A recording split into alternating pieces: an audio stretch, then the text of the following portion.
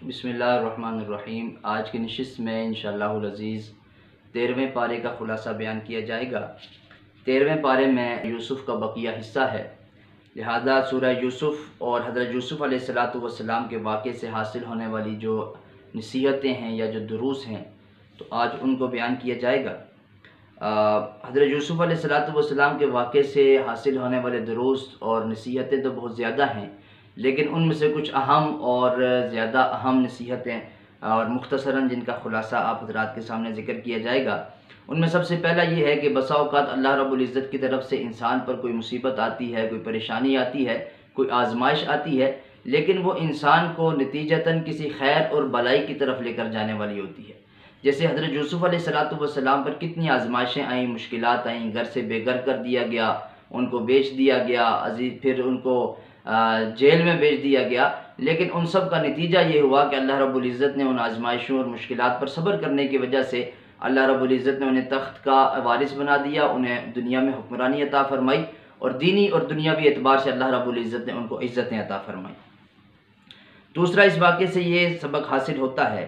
کہ حسد انتہائی خوفناک بیماری ہے، یہاں تک کہ اگر حسد دو سگے بھائیوں کے درمیان بھی پیدا ہو جائے تو اس سے بھی بہت افسوسناک واقعات جنم لیتے ہیں، جیسا حضرت یوسف علیہ السلام کے بھائیوں نے حضرت یوسف کے ساتھ حسد کیا، اور اس حسد کے نتیجے میں حضرت یوسف علیہ السلام کی جان کے در پہ ہو گئے اور انہیں کنویں میں پھینکنے پر آمادہ ہوئے۔ پھر اس سے یہ بھی معلوم ہوا کہ مرد اور عورت کا جو اختلاط ہے تنہائی میں وہ انتہائی خطرناک ہے، اور اس کی کسی بھی عقلی طور پر، شرعی طور پر، اخلاقی طور پر کوئی گنجائش نہیں ہے۔ اور اللہ کے حبیب صلی اللہ علیہ وسلم نے ارشاد فرمایا کہ جب ایک مرد اور عورت تنہائی میں ملتے ہیں تو تیسرا ان کے ساتھ شیطان ہوتا ہے۔ تو اس وجہ سے یہ جو مرد و زن کا اختلاط ہے، بیجا اختلاط، اور جو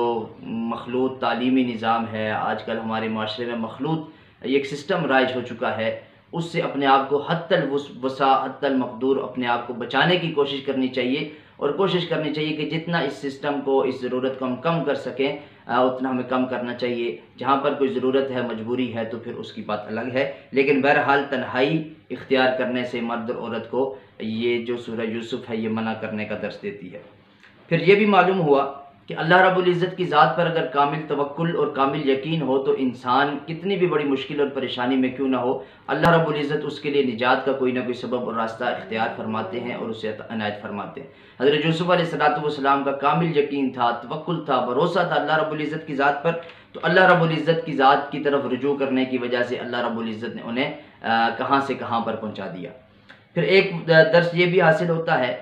کہ جو سچا داعی ہوتا ہے، جسے اپنی ذمہ داری کا احساس ہو، وہ کیسے بھی حالات ہوں اپنی ذمہ داری کو بھولتا نہیں ہے، بلکہ اپنی ذمہ داری کو ادا کرنے کی کوشش کرتا ہے۔ حضرت یوسف علیہ السلام قید میں ہیں، جیل کے اندر ہیں، لیکن وہاں پر بھی حضرت یوسف علیہ السلام نے جو توحید کی دعوت تھی اس کو جاری رکھا، اور جو ان کے ساتھی تھے قید کے اندر ان کو توحید کی دعوت دیتے رہے۔ اور آخری ایک درس یہ حاصل ہوا کہ ہر مسلمان کو، اور بالخصوص جو مذہبی پیشوا ہو یا جو لیڈر ہو، اس کو یہ چاہیے کہ اپنی عفت اور اپنی پاک دامنی کا بہت زیادہ خیال رکھے۔ حضرت یوسف علیہ السلام کو بڑے عرصے بعد جیل سے رہا ہونے کی پیشکش کی گئی، تو انہوں نے منع کر دیا کہ جب تک میرے اوپر جو الزام لگا تھا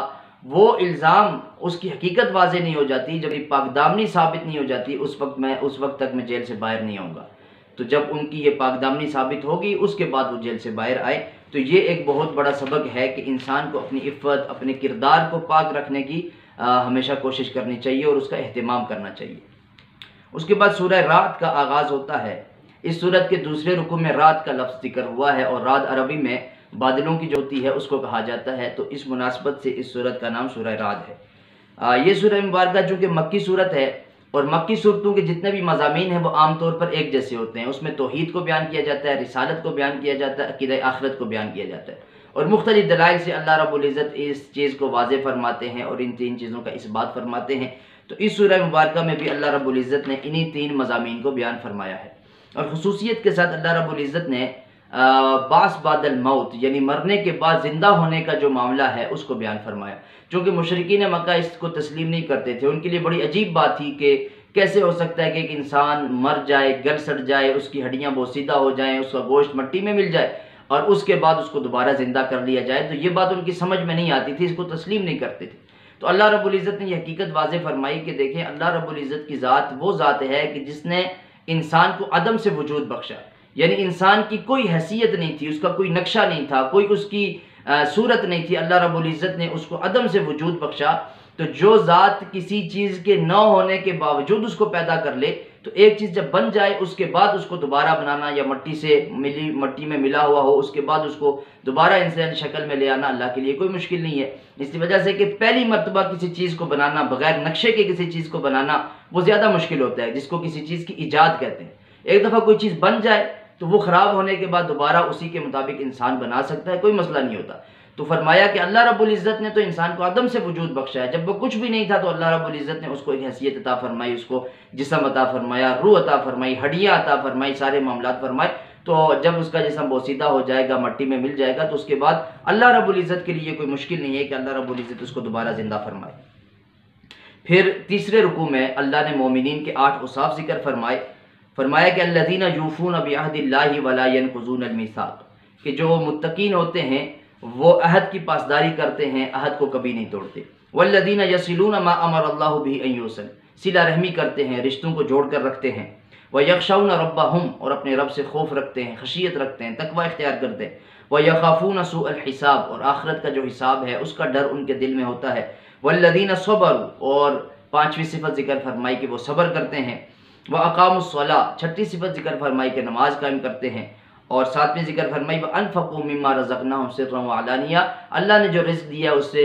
چھپ کر بھی خرچ کرتے ہیں، اعلانیہ طور پر بھی خرچ کرتے ہیں۔ وَيَدْرَؤُونَ بِالْحَسَنَةِ السَّيِّئَةَ، اور برائی کا بدلہ اچھائی کے ساتھ دیتے ہیں، حسن سلوک کا معاملہ اختیار کرتے ہیں۔ تو فرمایا کہ یہ متقین کی صفات ہے۔ اس کے بعد سورہ ابراہیم کا آغاز ہوتا ہے، اور اس سورت کے 6ٹھے رکوع میں حضرت ابراہیم علیہ السلام کا واقعہ ذکر ہوا، اس وجہ سے اس سورت کا نام سورہ ابراہیم ہے۔ آغاز میں اللہ رب العزت نے قرآن کی عظمت کو بیان فرمایا، اور یہ حقیقت واضح فرمائی ہے کہ قرآن کتاب ہدایت ہے، قرآن کتاب نور ہے، قرآن کے اندر روشنی ہے۔ لہذا جو انسان قرآن کے ساتھ جڑ جاتا ہے، قرآن سے ہدایت حاصل کرنا چاہتا ہے، تو اللہ رب العزت اس کو اندھیروں سے نکال کر روشنی میں لے آتے ہیں۔ پھر شکر ادا کرنے کا حکم ارشاد فرمایا، اور یہ فرمایا کہ لَإِن شَكَرْتُمْ لَأَزِيدَنَّكُمْ، اگر تم اللہ کا شکر کرو گے تو اللہ تمہاری نعمتوں میں مزید اضافہ کرے گا۔ وَلَئِن كَفَرْتُمْ إِنَّ عَذَابِي لَشَدِيدٌ، لیکن اگر تم ناشکری کرو گے تو اللہ کی پکڑ بڑی سخت ہے۔ پھر اللہ رب العزت نے مشرکین کا جو نبوت پر ایک اعتراض تھا اس کا جواب دیا۔ وہ یہ سمجھتے تھے کہ کوئی انسان نبی کیسے ہو سکتا ہے، کوئی بشر وہ رسول کیسے ہو سکتا ہے، اور ان کا خیال یہ تھا کہ اگر اللہ نے کوئی نبی اور رسول بنا کر بھیجنا ہی تھا تو کسی فرشتے کو اللہ رب العزت نبی اور رسول بناتے۔ تو اللہ رب العزت نے یہ واضح فرمایا کہ نبی وہ ہوتا ہے، رسول وہ ہوتا ہے کہ جس کو اللہ منتخب فرما دے، جس پر اللہ کی طرف سے وحی نازل ہو، اور رسول اللہ صلی اللہ علیہ وسلم پر اللہ کی طرف سے وحی کا نزول ہوتا ہے، لہذا آپ صلی اللہ علیہ وسلم نبی ہیں۔ اور انسانوں میں سے نبی ہونا یہ کوئی اور حیرت کی تعجب کی بات نہیں ہے، بلکہ حکمت کا عین تقاضا یہی ہے کہ جب دنیا میں انسان بس رہے ہیں اور دنیا میں انسان رہ رہے ہیں، اور انسانوں کی ہدایت کے لیے اللہ نے کسی کو پیغمبر اور نبی بنانا ہے، تو ظاہر ہے پھر انسان ہی کو نبی اور رسول بنایا جائے گا جو ان کی نفسیات سے واقف ہو، جو ان کے حالات سے واقف ہو، جو ان کی زبان سے واقف ہو، ان کو ان کی اصلاح کر سکے۔ اگر دنیا میں اللہ رب العزت نے فرمایا کہ اگر دنیا میں فرشتے آباد ہوتے تو اللہ رب العزت فرشتوں ہی کو نبی اور رسول بنا کر بھیجتے۔ اللہ رب العزت نے حضرت ابراہیم علیہ السلام کا تذکرہ فرمایا، اور انہوں نے اپنی اولاد کے لیے جو دعائیں مانگی تھی، ایک تو مکہ شہر کی پرامن شہر بنانے کا دعا مانگی، پھر اپنی اولاد کے رزق میں برکت کے لیے دعا مانگی، پھر یہ کہ وہ نماز قائم کرتے رہیں اس کی دعا مانگی، اور اپنی اولاد کو شیطان کے شر سے محفوظ رہنے کی اللہ رب العزت سے دعا مانگی۔ تو آج بھی اگر انسان کوئی اپنی اولاد کے لیے دعا مانگے تو ان دعاؤں کا خصوصیت کے ساتھ اہتمام کرے۔ اور آخر میں اللہ رب العزت نے قیامت کی ہولناکی کو بیان فرمایا ہے کہ قیامت کے دن انسان کی حالت وہ بڑی خطرناک ہوگی، انسان کی نگاہیں جھکی ہوئی ہوں گی، انسان کا دل